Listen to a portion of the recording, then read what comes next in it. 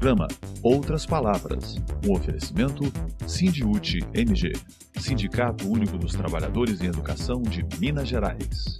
Olá, veja agora. Os profissionais da educação estão na luta. Não tenho dúvida que somos nós que estamos nas ruas hoje, aqueles e aquelas que farão o enfrentamento a essa conjuntura e a mudança necessária, para que nós pautemos a educação como lugar de libertação, como lugar de direito, como lugar de cidadania. Falam em privatizar tudo o que é público. O que está acontecendo na CEMIG hoje é um processo de privatização por dentro. Eles estão tentando tocar um processo de privatização através da Assembleia Legislativa, estão tendo suas dificuldades, e a CEMIG está vendendo suas unidades, desocupando as unidades de atendimento à população, e isso vai impactar seriamente no atendimento da população de Belo Horizonte, também no interior. Governo ataca a educação. A formação do seu filho está comprometida com essa política de fusão de turmas que o governo Zema vem implementando e agora se acentuou e se tornou muito dura, porque fechar 15 turmas em uma escola é como fechar uma escola, né? Porque querem privatizar nossas águas. Em Vargem das Flores tem proprietário que tem até 1 milhão de metros quadrados. Então esses grandes proprietários vão se beneficiar porque eles vão poder vender os terrenos muito mais caro e a população é que vai perder. Vai perder quem for instalado lá, as pessoas que forem morar, porque com o tempo vão ficar sem água. Quem luta, educa. Os profissionais da educação estão na luta. O dia 13 de agosto foi um dia de lutas, de caminhadas, passeatas, manifestações em todo o estado. Nas ruas, palavras de ordem e muita indignação, tanto com o governo federal pela reforma da Previdência, quanto com o governo Zema, com o regime de recuperação fiscal. Além da questão que envolve toda a educação, envolve também o governo do estado, que é o regime de recuperação fiscal que cria essa unidade entre nós. A gente precisa levar isso para a população, a gente precisa levar isso para a sociedade, para mostrar para a sociedade que o regime de recuperação fiscal proposto pelo governo Temer e deixar claro para a população que o governo Bolsonaro é uma continuidade do governo Temer. Eu não tenho dúvida que somos nós que estamos nas ruas hoje, aqueles e aquelas que farão o enfrentamento a essa conjuntura e a mudança necessária, para que nós pautemos a educação como lugar de libertação, como lugar de direito, como lugar de cidadania, porque a gente está no limite nessa luta da civilização contra a barbárie. É por isso que a educação é tão atacada. É por isso que eu escuto tanta gente que não sabe nada de sala de aula falar da gente. É por isso que eu vejo tanta gente que não sabe que vai ter 50 alunos numa sala de aula.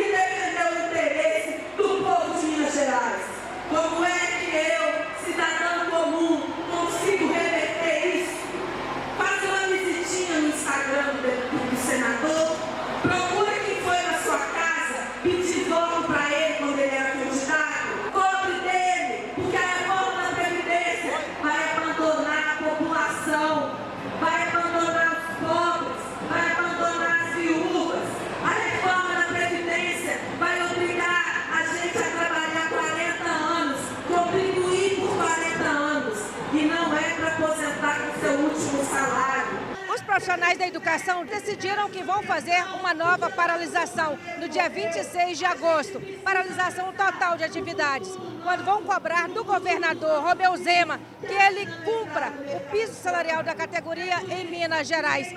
Eles também querem que este governador coloque o pagamento do 13º salário em dia e que divulgue imediatamente um cronograma de nomeações. O Sindiúti, Sindicato Único dos Trabalhadores em Educação de Minas Gerais, disse que os trabalhadores em educação não aceitam apenas 1.000 nomeações para esse segmento educacional, que é um dos maiores do estado e um dos mais importantes.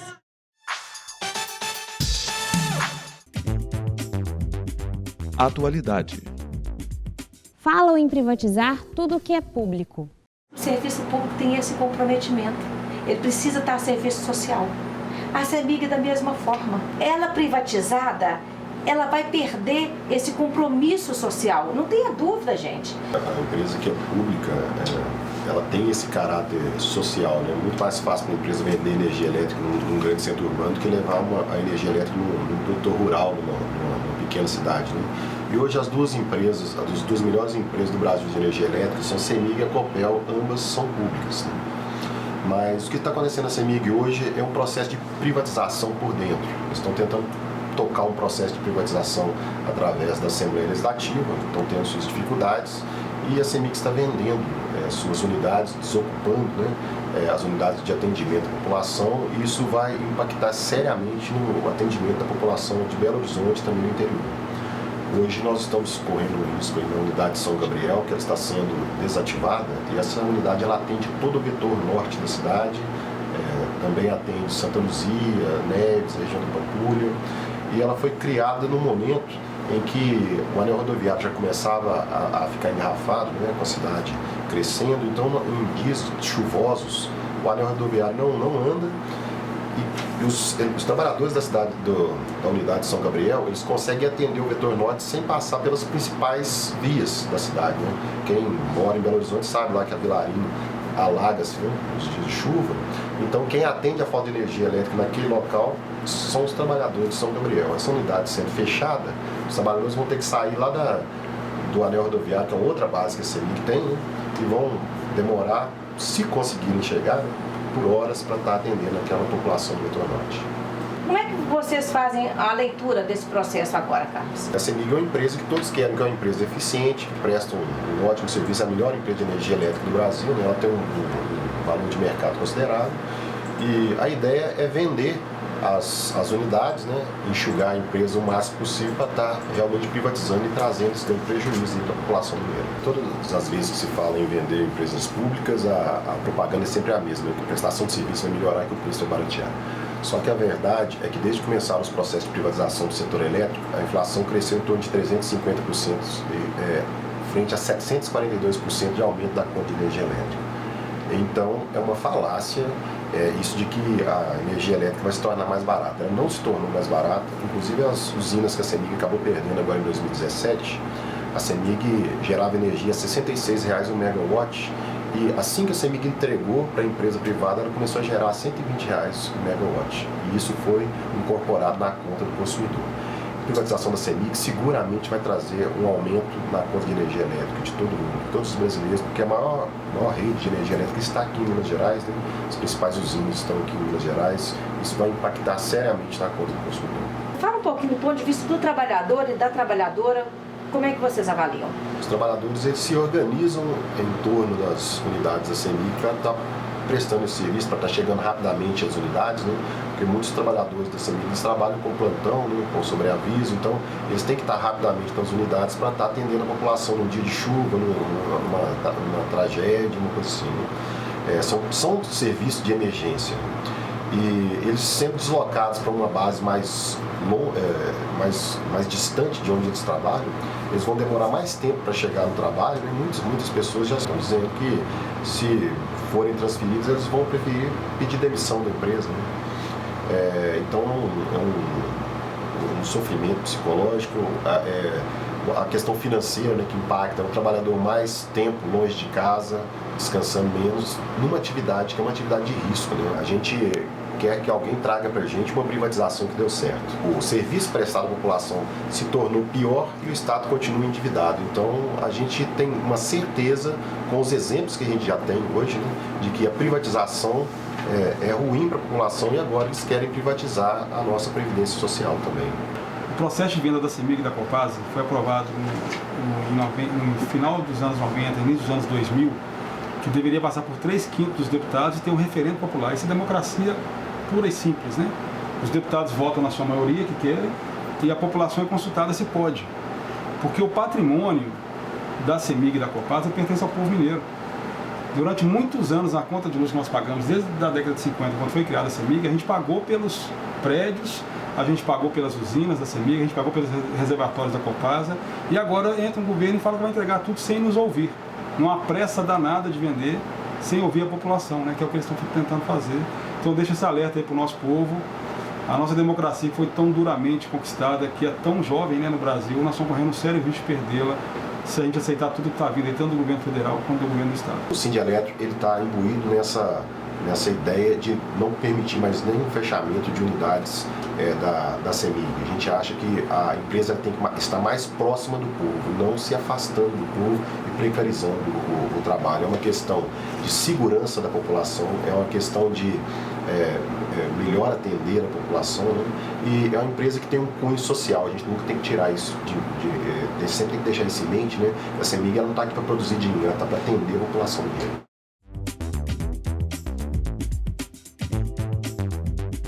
Educação em debate. Não aceitamos imposições.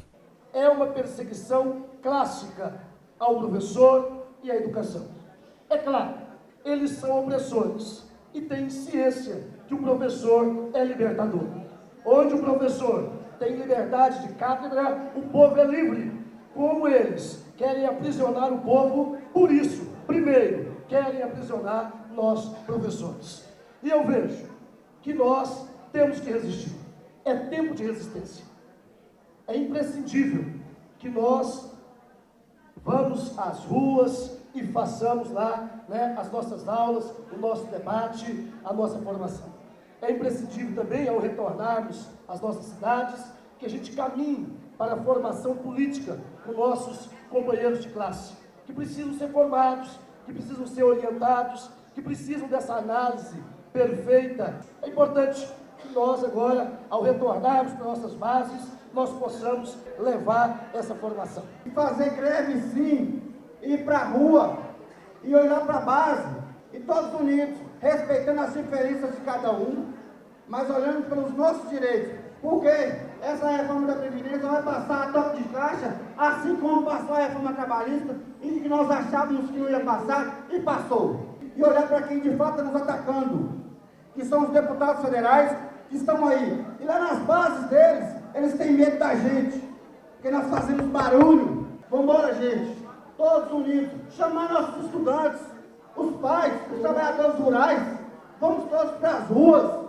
Nós não estamos lutando apenas com o contexto das questões pragmáticas, mas, sobretudo, nós estamos falando das questões humanas. E eu vou concluir com o que o Miguel Gonçalves Arroio falou. Ele diz o seguinte, professor emérito da UFMG, ele fala o seguinte: eu vi 3 ditaduras. A de 45 foi a Segunda Guerra Mundial, o golpe de 64 e o impeachment, entre aspas, que foi o segundo golpe, já traduzido numa ditadura. E não vai ser um corte de ponto, não vai ser o diário, não vai ser a vassoura, não vai ser o pano, não vai ser o rodo.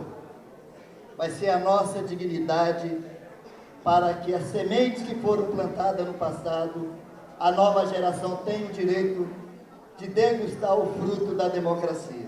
E proponho que a gente, esse Conselho, aprove um grande seminário em comemoração aos 40 anos da UTE. Porque se não fosse naquele momento onde a ditadura envelhecedora não só ameaçava direitos, era mais amarga, era mais vermelha, porque tirava a vida das pessoas. Portanto, A ditadura de hoje foi ungida, infelizmente, por votos. E nós temos que ter essa compreensão. Unificamos a nossa consciência e trazer para esses novos educadores, são mais de 60 mil, e os outros designados como eu. Não é a condição do trabalho, é a condição de vida.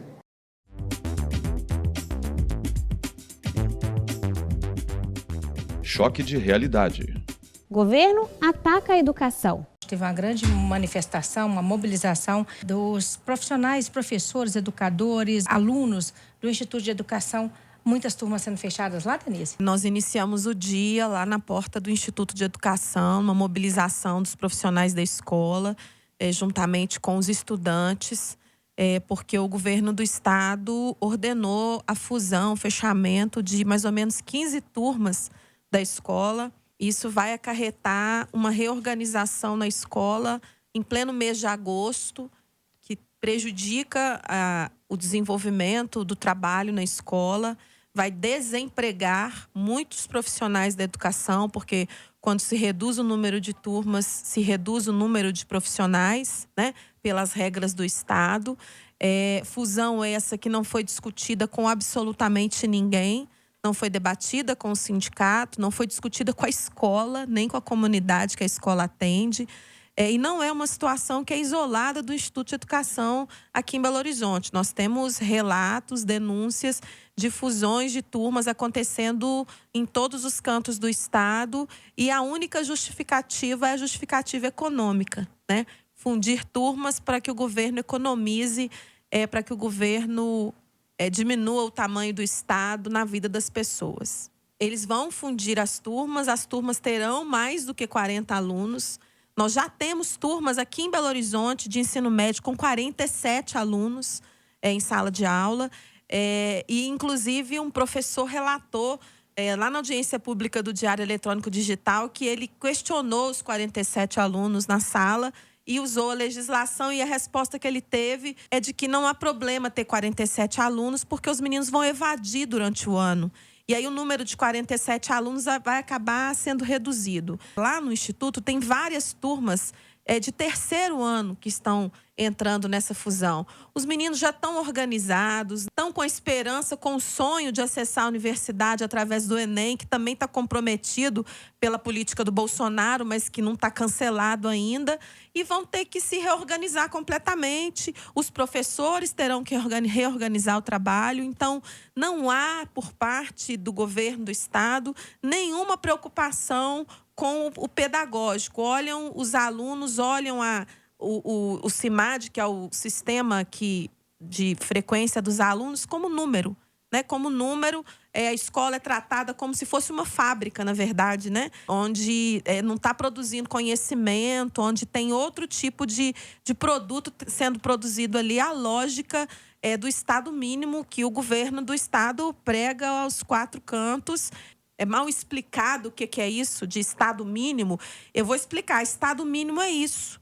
É menos escolas, menos salas de aula, menos postos de saúde, menos educação. E fica uma impressão, sabe, de que é favor, de que manter as turmas abaixo de 40 alunos é favor para o povo, de que manter o professor lá trabalhando é favor, de que se eu quiser eu posso fundir a turma e eu não devo satisfações a ninguém porque eu sou o Estado, assim, mais ou menos isso. Então, não é assim que funciona, né? Quando a população elege um governo, ela elege o governo para o governo continuar dando os retornos que a população precisa. Em momento algum, houve nenhuma fala, nenhuma promessa de que o governo fecharia escolas, porque eu tenho certeza que um governo que diz que vai fechar salas de aula, fundir turmas, fechar salas de aula, não teria legitimidade com a população do nosso país, com a população de Minas Gerais. Por conta de que a educação, todo mundo sabe, todo mundo discute que a educação é o que unifica, o que transforma a nossa sociedade. A qualidade da educação, com turmas lotadas, fica comprometida, sim. a qualidade fica comprometida, a formação do seu filho está comprometida com essa política de fusão de turmas que o governo Zema vem implementando e agora se acentuou e se tornou muito dura, porque fechar 15 turmas em uma escola é como fechar uma escola, né? Então, fica aí o nosso protesto, a nossa denúncia. E estamos aí à disposição e o sindicato já está tomando providências, encaminhamentos. Vamos denunciar na Comissão de Educação da Assembleia Legislativa, vamos denunciar em todos os lugares que forem possíveis e imagináveis essa postura do governo do Estado através da Secretaria de Educação.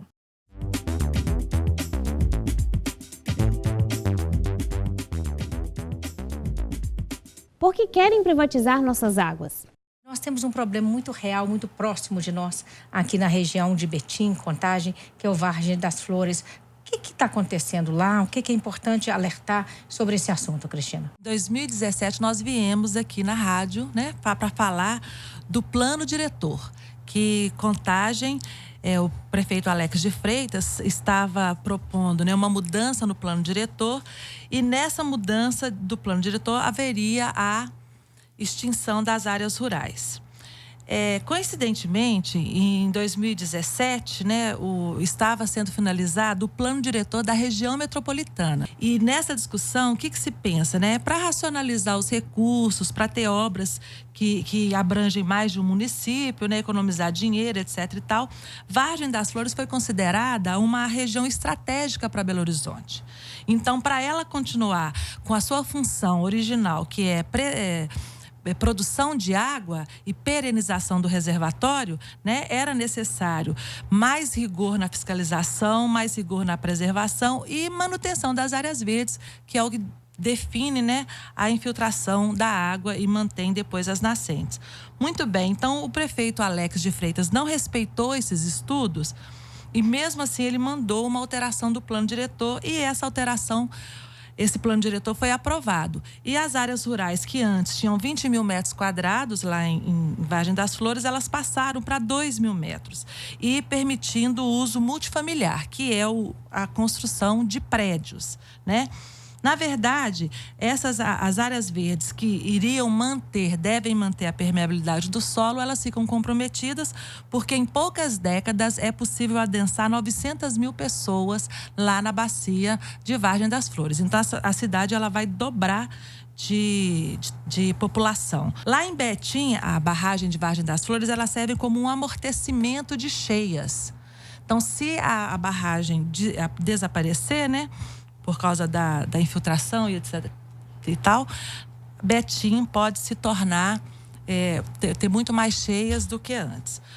Acontece o seguinte, agora, depois que o plano diretor foi aprovado, a Copasa encomendou uns estudos, e eu estou com ele aqui, com o relatório, né, que é justamente para falar qual que é a vida útil do reservatório até a aplicação dessa lei. E a Copasa fez...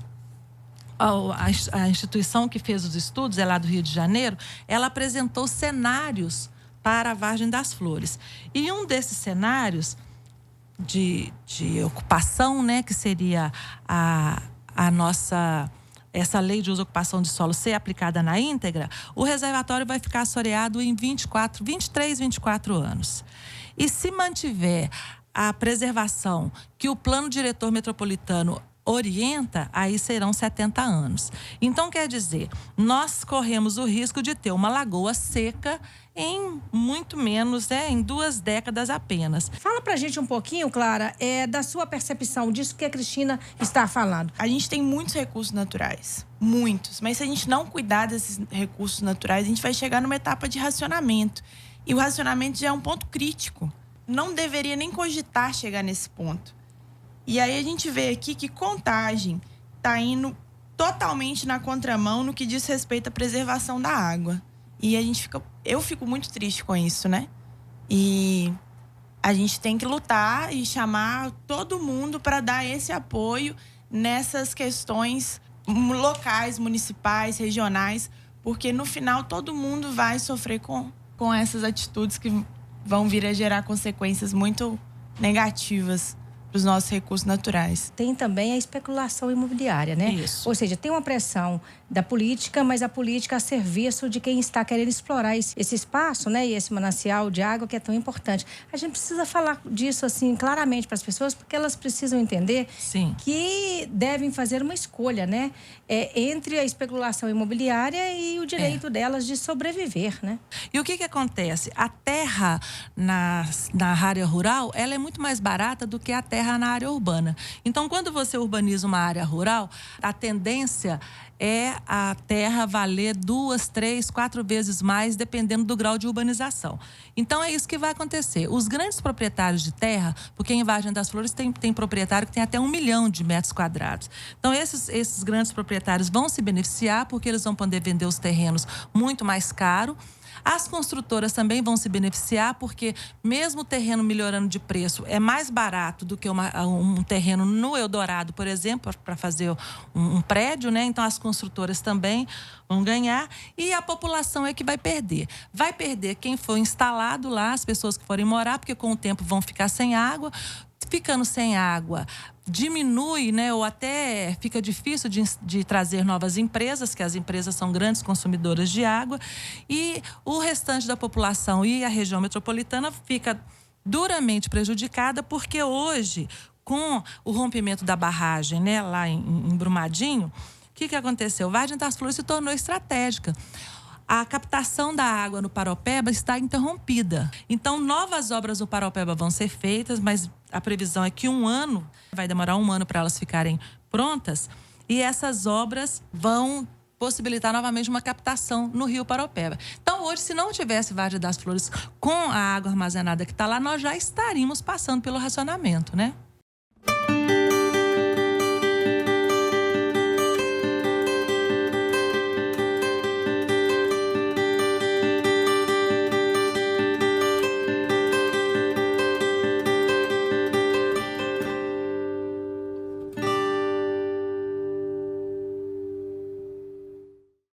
Nós todos que estamos aqui nos apresentamos para esta tarefa, nos apresentamos para enfrentar esta conjuntura, que deve ser a conjuntura mais difícil que nós já enfrentamos como organização do movimento dos trabalhadores em educação e como classe trabalhadora nesse país.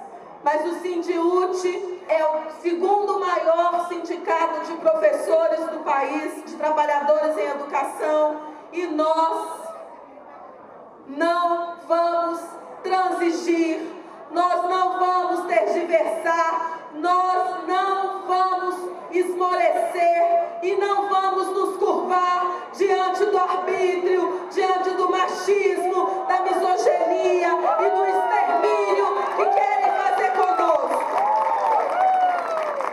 Nós, juntos e juntas, vamos conseguir vencer o que nós temos pela frente.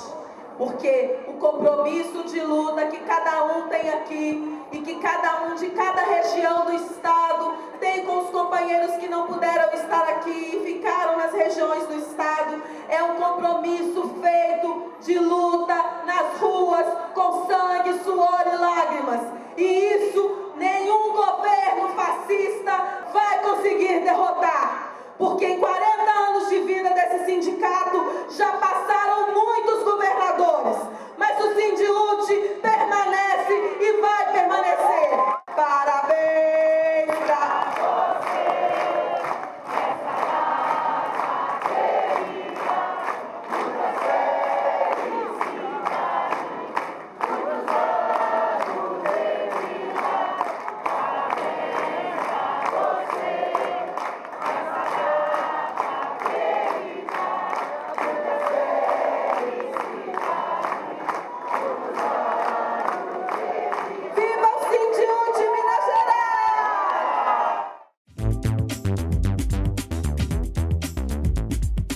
Obrigada por estar conosco. Fique agora com o nosso quadro de humor.